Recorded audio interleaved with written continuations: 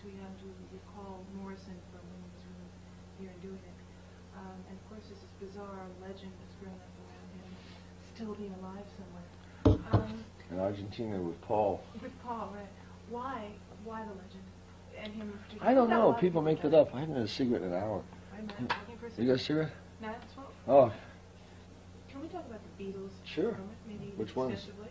Let's talk about all of them. Let's first of oh, all the talk 9 about former the fifth ex-Beatles in the USA, or the other ones? the other ones, the other ones, the Fab Four. Fab 3. Fab 3. Fab 3. Well, let's go back beyond that.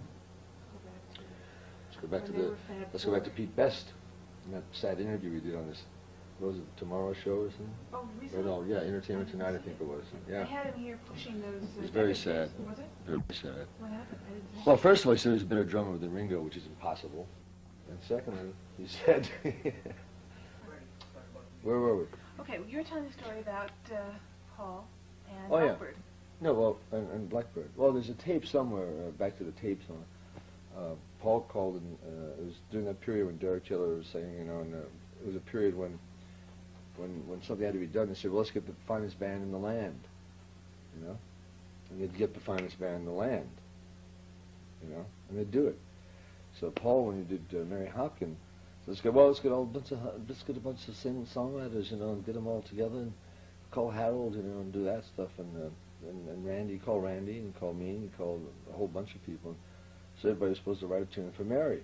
And at the time, it was not only an honor and a privilege, because you know its history and all that, but it's also sort of like, it's fun to write on assignment, you know, overnight.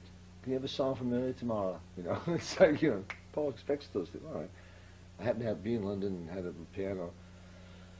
So I wrote the song and sent it to him, or played it for him on the phone, rather, and through Derek, from Apple, after the Hells Angels left. Come on. And the memories just come flooding back.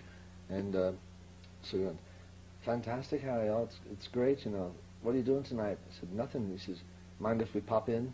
You know, so I said, oh, great. You know, so he popped in with his left-handed guitar, you know. So he popped in with his left-handed guitar, you know. So he popped in with his left-handed guitar, you know. You know, what can you say other than after you've said, I'm sorry? Such vivid images, though. Yeah, well, you know, we're all good at that. It's not easy being the fifth world's tallest blonde former ex-Beatle from the USA, you know.